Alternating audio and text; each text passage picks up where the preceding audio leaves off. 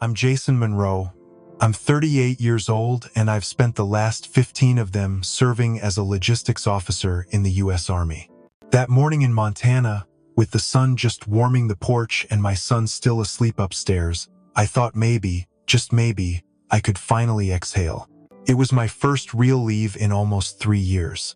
No drills, no flights, no midnight calls from the ops desk. Just mountains, silence, and the kid I barely knew anymore because duty always came first. I was halfway through my second cup of coffee when my phone buzzed on the table. Subject line, quick assist request. The email was short, just a request to jump in on a munitions resupply evaluation. It would take a few hours, they said. It was urgent, they said. I stared at the screen, the mountains reflected in the glass, and felt my jaw lock up. That word urgent, it had stolen more birthdays and bedtimes from me than I could count. I typed back calmly. On approved leave through the 18th. We'll reconnect upon return. Hit send, then flipped the phone screen down and walked inside to make pancakes. That should have been the end of it. But an hour later, the buzz came again. No greeting, no context, just an auto-generated notice from personnel systems. Subject, status update. I opened it without thinking. My eyes scanned the words like they couldn't possibly be real. Effective immediately. Discharged. Cooperation failure cited. Severance revoked. Just like that. There was no call, no voice. Just pixels on a screen and the faint sound of my son laughing at something on the TV in the next room. I stood there, barefoot on the wood floor, holding a phone that felt like it had just detonated in my hand. But I didn't yell. I didn't throw the phone or call a lawyer. I just poured another cup of coffee. Because while they thought I'd be caught off guard, they didn't know what I had buried in my contract 2 years ago. I wasn't panicking. I was waiting. The email sat there like a dead thing. No salutation, no explanation. Just a sterile PDF attachment, stripped of human voice, telling me I no longer served. I remember the moment so clearly because I laughed. Not out of humor, but out of something darker. That tight, sharp laugh you let slip when something breaks just the way you predicted. My son glanced over at me from the couch, confused. I waved him off. He went back to his cartoon. I went back to staring at the screen. It was all so cold, so efficient. And it told me everything I needed to know. They hadn't thought this through. They hadn't asked questions. Some admin clerk probably clicked a drop-down and let an automated system finish the job. The Army hadn't fired me. A workflow had. I took another sip of coffee and stepped outside to the porch. The mountains looked exactly the same, but everything underneath had shifted. It wasn't personal. It wasn't cruel. That's what made it worse. It was just indifferent. Just a system swallowing me like I was another supply code that expired. But I wasn't angry. Not yet. Because I remembered something they clearly didn't. A clause, 8 lines long, buried inside a readiness contract. I rewrote myself with legal support 2 years ago. It had been my insurance. My fallback. My answer for a moment just like this. They wanted automation. I gave them consequence. At the time, I'd seen what was happening. Good officers quietly pushed out after back-to-back deployments. Budget cuts dressed up as restructuring. HR protocols designed to look clean but hit like landmines. They called it streamlining. I called it attrition by neglect. So I'd prepared. Found an old JAG officer turned contractor. Paid her out of pocket. Sat through 6 hours of language review to stitch my clause into the fabric of that contract. I didn't tell anyone. I didn't need to. I just waited. Now it was live. I was terminated while on officially approved leave. That clause triggered penalties they hadn't seen coming. And the beauty of it was, I didn't have to raise my voice to activate it. All I had to do was forward the right email. Inside, the stove beeped. Pancakes were burning. My son called for syrup. I walked back in, calm as ever, flipping the phone screen down like it was any other morning. Because the people who fired me had no idea they just flipped their own switch. And I wasn't going to warn them. The first time I met Vanessa Torres, she didn't smile. That's what I liked about her. No chit-chat, no window dressing. just a stare that told you she didn't have time to waste, and neither did I. I found her through a retired colonel who'd been forced out mid-tour without benefits. Said she was the kind of lawyer who didn't ask for permission to fight. She just read the rules better than the people who wrote them. I needed that, because I saw it coming long before it landed in my inbox. Back in 2021, my unit was one of the first to transition under the new Joint Operations Integration Program. Budget cuts came dressed as modern strategy, fewer personnel, more contractors, more pressure to rotate officers without calling it a discharge. They never said the word restructure, but we felt it. Missions got longer, resources got thinner, and the paperwork doubled. So I made a decision. If they were going to reduce loyalty to a line item, I'd respond in kind. I didn't want revenge, I wanted protection. That's what Vanessa helped me build. A clause, specific to my role, that would activate only if I was removed from service during an approved leave of absence. The language was clean. If separation occurs while on sanctioned leave, the officer shall be entitled to 6 months severance, continuation of health benefits, and a formal notice to the Office of Veteran Affairs Review Board. All of it enforceable under federal service statutes. All of it buried in a routine re-enlistment renewal tied to my logistics cert rotation. The timing was perfect. That month, the base legal team was overwhelmed with transition paperwork. They barely reviewed the additions. I packaged the clause under a readiness continuity attachment labeled non-critical. Vanessa had warned me to expect pushback. We got none. The document passed through 6 desks without a single comment. They saw it as compliance noise. I saw it as insurance. And once it was signed, I saved the final PDF with every signature and timestamp logged. Vanessa made me print it twice, once for her records, once for mine. She said if it ever mattered, it would matter fast. For 2 years, it didn't. My deployments continued. My reports were solid. No complaints, no red flags. But behind the stability, I kept watching. Officers disappeared after their 3rd tour. Staff reassignments with no notice. Good men and women chewed up by a system too big to care. That clause sat quiet, waiting. The brilliance wasn't just in the legal wording. It was in the structure. Because anyone scanning for problems wouldn't find red ink. They'd find protocol, and protocol gets ignored. Buried in administrative routines, my clause became invisible. That was the plan. Vanessa called it legal camouflage. A line of defense that didn't need attention, just timing. And now, with that HR auto email sitting on my screen, the timing had arrived. They had pulled the trigger. And that clause had just come alive. I didn't need to dig through old records. I knew exactly where it was. Folder labeled Monroe Readiness, subfolder E7 Renewal, File 3, PDF name, Service Continuity Agreement. I clicked it open, saw the clause sitting there like a tripwire. Section 4.2, subsection B, 6 months, full benefits, federal notice. All of it tied to one simple condition, which they had just violated. I closed the file and exhaled. For the first time since the discharge message hit, I felt grounded. Not angry, just certain. I forwarded the file to Vanessa with no message. She would understand. That clause wasn't a threat, it was a countdown. I sent the email at 7:12 a.m., timestamped, with the termination notice and contract file attached, no message. Vanessa didn't need one. 10 minutes later, her reply landed in my inbox like a gavel. Subject line read, clause activation, immediate response required. Inside were 3 files, 2 letters, and a copy of the original re-enlistment contract with the clause highlighted in yellow. She had already forwarded the packet to JAG's compliance office, the base legal desk, and the Inspector General's review team. Each recipient was listed with precision.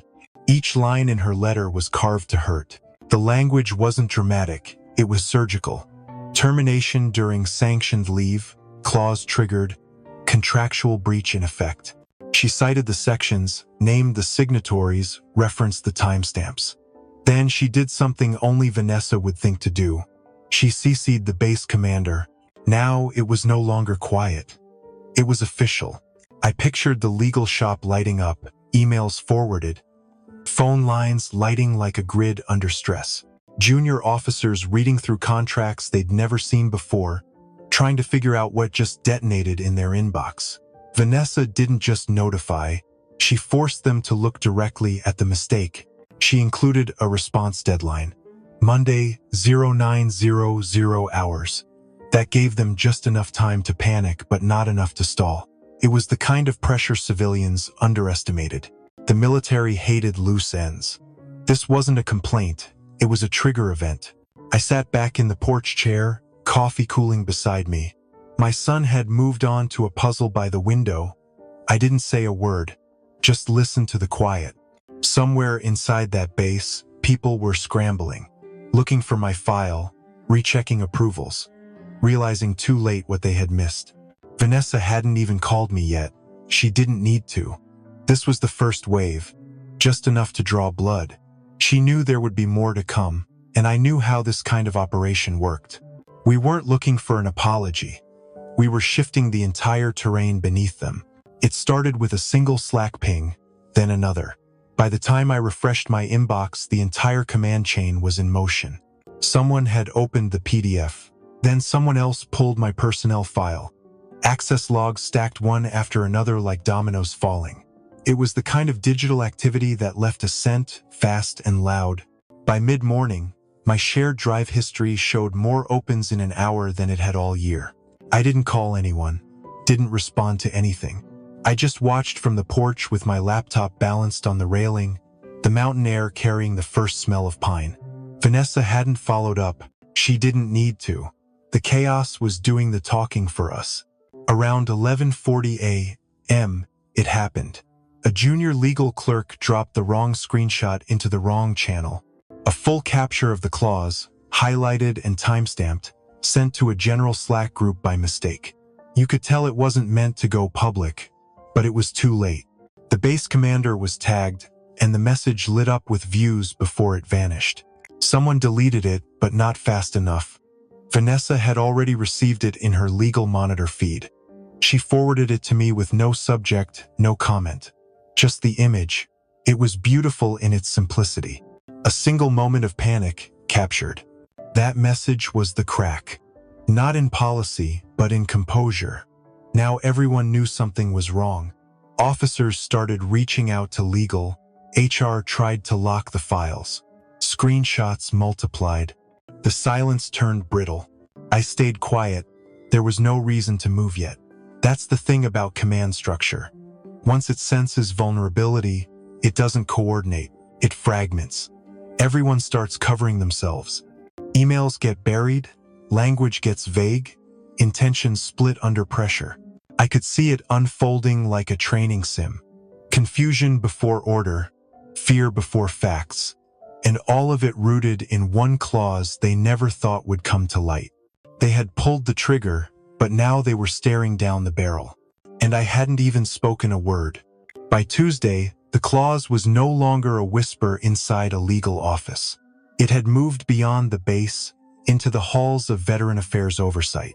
A review request was logged by mid-morning, flagged for immediate audit. They called it an anomaly, a procedural breach buried in legacy paperwork. But that was just surface language. What they saw was a pattern. One clause, one officer, and a possible precedent that could ripple across dozens of service contracts. Vanessa sent me a copy of the inquiry notice. It was short, polite, and serious. Signed by a deputy oversight lead who once testified in front of Congress about contractor overreach. They weren't just looking at my case. They were scanning for exposure. By late afternoon, a military policy blog ran a 3-paragraph piece on irregular terminations tied to readiness clauses. They didn't name me. They didn't need to. The details were too specific to miss. Quiet eyes started turning. And then came the email from a national outlet. Subject: interview request, officer discharge discrepancy. They wanted a quote. I declined. Vanessa responded with one line. My client's statement is recorded in the paperwork. But the signal was out. Media chatter feeds picked it up. think tanks started dissecting public termination data. Someone at a defense watchdog flagged the clause language as a potential trigger for systemic review. The pressure wasn't loud. It didn't need to be.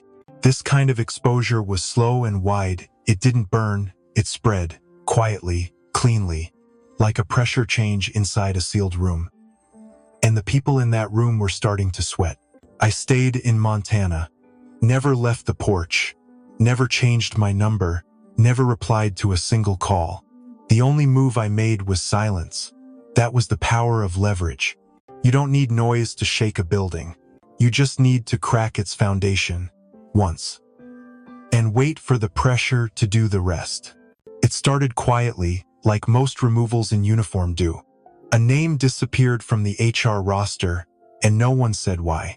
Sharon Klein, Chief of Personnel, listed as on administrative review. There was no memo, no headline, just a gap in the chain of command and a flurry of reassigned tasks. Word spread fast. She had approved my termination notice without flagging the clause. Worse, she had authorized it on a federal leave docket. That made it a documented breach. And the clause didn't just trigger payout, it required review by the Inspector General. Her name was now tied to a mistake with legal and legislative weight. No one wanted to stand beside it. Emails started leaking.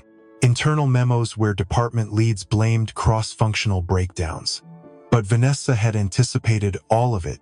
She had my signed documents, full approval chain, time logs, routing slips, every detail nailed down with initials and stamps. There was no ambiguity left, just evidence. My name sat at the center of it, but the damage was wider. 3 more officers were discovered with similar clauses, all processed during the same policy update window. The clause wasn't a glitch. It was a pattern they'd ignored. Vanessa sent one last formal notice that week.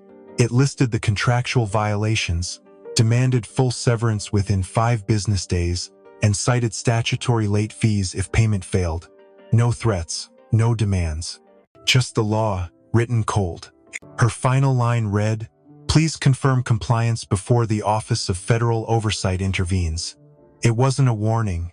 It was a countdown. The base had already bled 1 liter. Others felt the heat rising. No press release followed. No apology came. And I didn't ask for one. This wasn't about vengeance. It was about accountability. They hadn't just broken trust. They'd signed off on the damage. Now they were the ones forced to explain it. The deposit landed on a Thursday. No fanfare, no note, just numbers on a screen, clearing without delay. Vanessa followed up with a short text. Payment complete, no further contact. I didn't reply. I didn't need to. The fight was done, not loud, not messy, just over. I could have gone back. They asked, off the record, if I'd consider a reinstatement, some quiet resolution they could point to as repair. I turned it down without hesitation. Some things don't rewind. Instead, I took a call from a friend I met during a deployment in Jordan. He was running a small logistics outfit in Colorado. Veteran-owned, lean, scrappy, real work done by real people. He offered me a role with no title, just equity. I took it the next day. We started slow.